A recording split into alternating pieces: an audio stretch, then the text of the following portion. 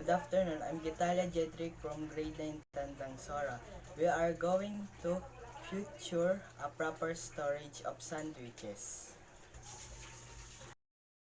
Sandwiches is one of the most important activities after preparation wherein they are to be kept properly to avoid spoilage.